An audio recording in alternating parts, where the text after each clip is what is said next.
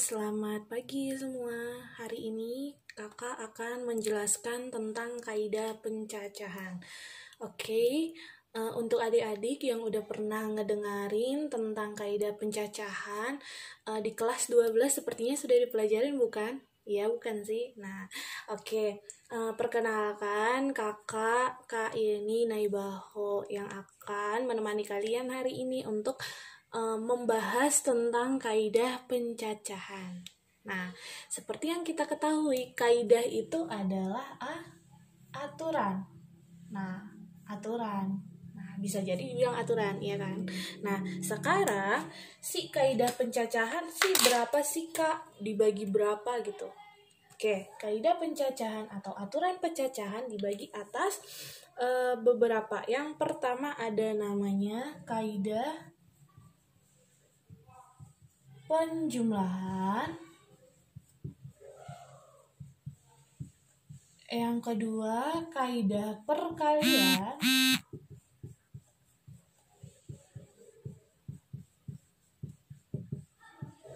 Yang ketiga ada namanya faktorial. Yang keempat ada namanya permutasi. Wow, lumayan banyak ya materinya. Oke, kita mulai dari kaidah penjumlahan. Oke, Kak, kaidah penjumlahan contohnya gimana? Nah, supaya lebih gampang, kita ambil contoh kakak biasanya dalam sehari ini. Misal, punya 2 sepatu, 3 celana, dan 4 baju, serta 1 topi. Nah, oke. Ini ada orang yang nanya, berapakah banyak cara untuk menggunakan semua perlengkapan di papan tersebut? Begitu. Nah, berapa cara sih? Oke. Nah, untuk kaidah penjumlahan berarti kita ngejumlahin nih 2 ditambah 3 ditambah 4 ditambah 1. Hasilnya berapa banyak cara?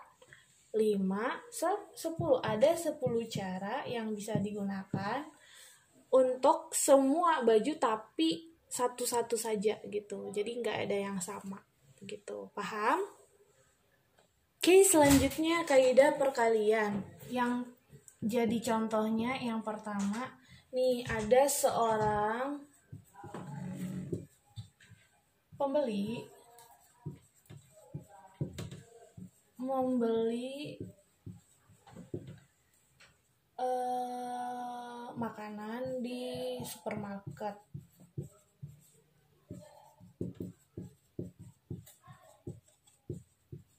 Nah, biasanya kalau dia di supermarket, biasanya kalau di kasir kan ada kode-kode dari makanan tersebut. Nah, di sini dia itu menyusun membeli makanan yang dari nomor 2000 sampai 6000-an. Nah, terus dia nanya, tentukan banyak nomor seri dari makanan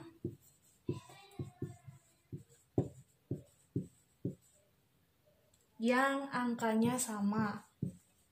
Angkanya tidak sama, maaf. Angka tidak sama. Nah, angka-angkanya berapa aja sih? Gitu kan? Oke, angka-angkanya dari 1, 2, 3, 4, 5, 6, 7, 8. Oke, biasanya untuk kaidah perkalian, kakak biasanya menggunakan teori atau aturan kotak.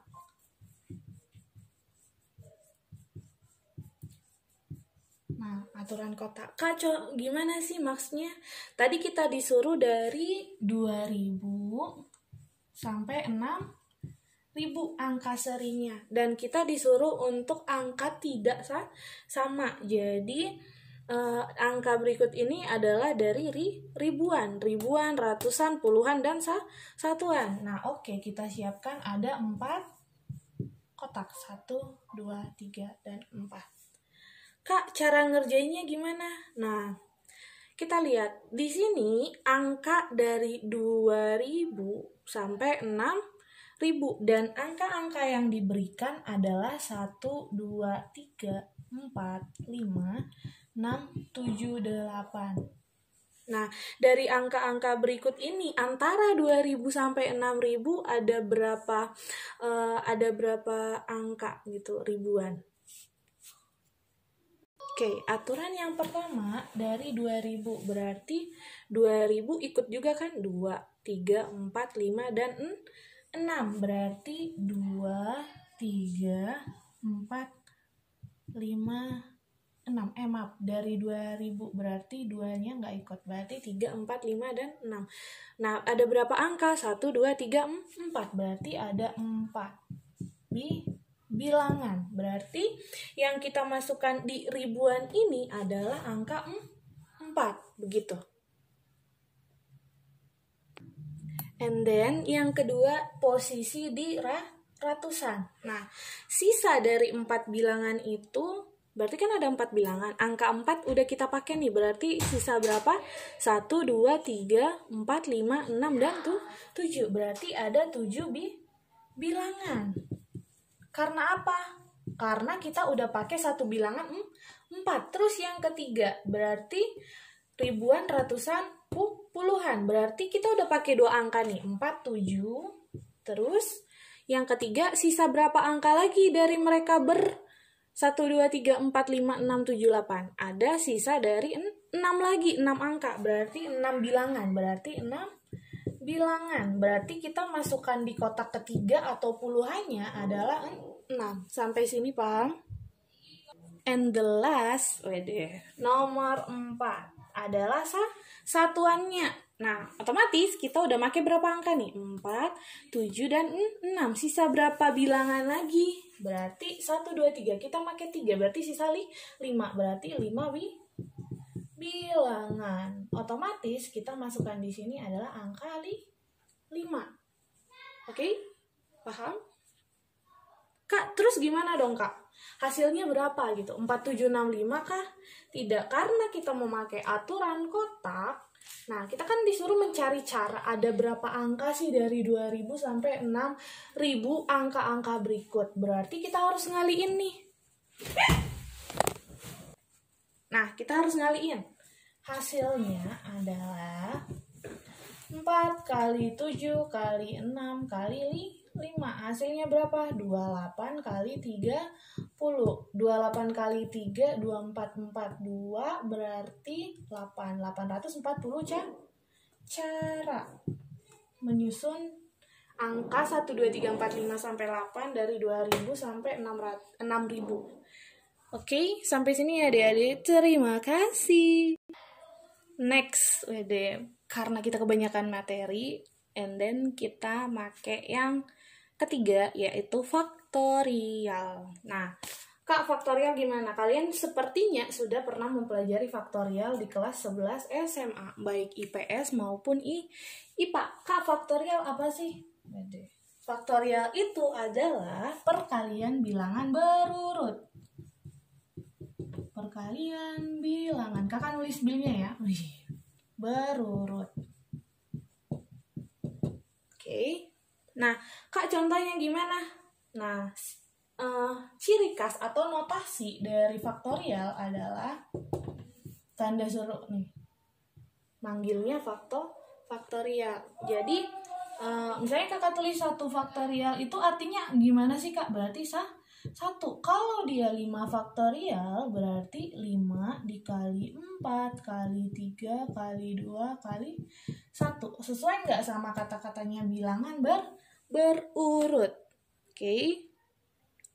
Oke, jadi contoh dari faktorial itu ini soal SBMPTN tahun 2017. Jika 2 truk dan 3 bus akan diparkir pada 5 tempat parkir, nah kita ngemarking yang 5 tempat parkir yang berderet memanjang, serta kedua truk yang diparkir tidak bersebelahan. Nih, di mark dulu nih, tidak bersebelahan. Maka banyak susunan parkir yang berbeda adalah, jadi kita cari berapa cara atau gimana caranya supaya susunan parkirnya berbeda, begitu ya.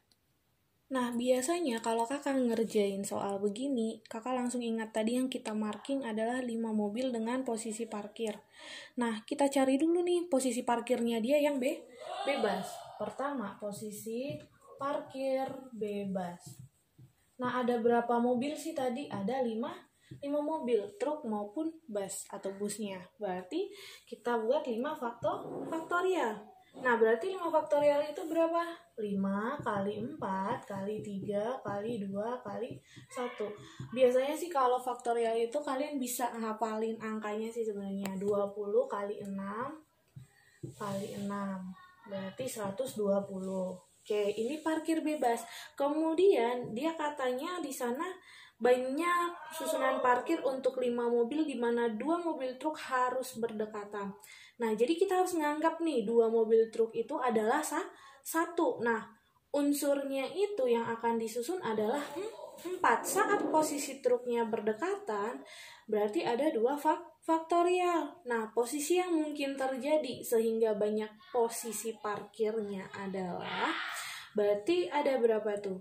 Pertama, kita harus cari yang 4 faktorialnya, ya kan ya? 4. Nah, kemudian kita kali sama 2 faktorial. 4 kali 3 kali 2 kali 1 dikali 2 faktorial. Berarti 12 kali 2, 24 dikali 2 sama dengan 2 faktorial kan 2 kali 1. Jadi dia 48.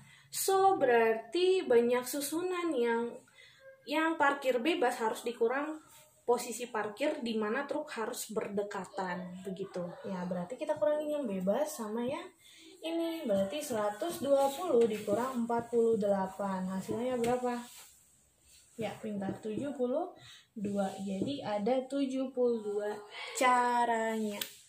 Oke, next lagi ya di permutasi. Sepertinya atau sudah kebanyakan kalian pernah mendengar kata permutasi berikut.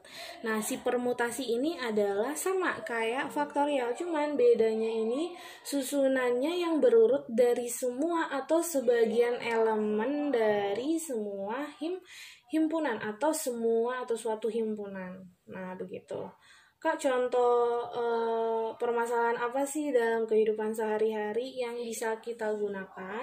Itu biasanya memperlihatkan suatu urutan atau posisi. Ini biasanya kebanyakan soal-soal SBMPTN kita bingung nih nentuin dia faktorial atau permutasi begitu.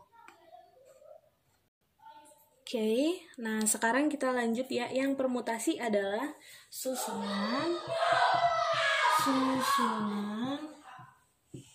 yang berurutan dari semua atau sebagian elemen dari suatu himpunan. Nah, biasanya formulanya atau rumus permutasi itu P di sini N, di sini R sama dengan N faktorial per N dikurang R faktorial. Jadi ini notasi atau rumus yang kita pakai. Oke? Nah, di mana N ini adalah ruang sampel atau semua anggota dari himpunan, dan R adalah jumlah elemen soal yang dicari. Nah, begitu. Oke, paham sampai sini? Nah, next ya, Dek. Nah, di sini itu ada namanya permutasi siklik. Nah, permutasi kan biasanya yang kita tahu itu pakai rumus yang tadi. Cuman untuk soal SBMPTN ada namanya permutasi siklik atau siklis nih biasanya. Siklis sama aja. Nah, di sini itu rumus yang kita pakai hanya N kurang 1 difaktorialkan. Kak, contohnya soal ini untuk apa? Biasanya dipakai untuk letak. Nggak ke video itu pun memori. Iya. Tapi mama. Oke, biasanya dia pakai letak atau posisi dalam bentuk melingkar.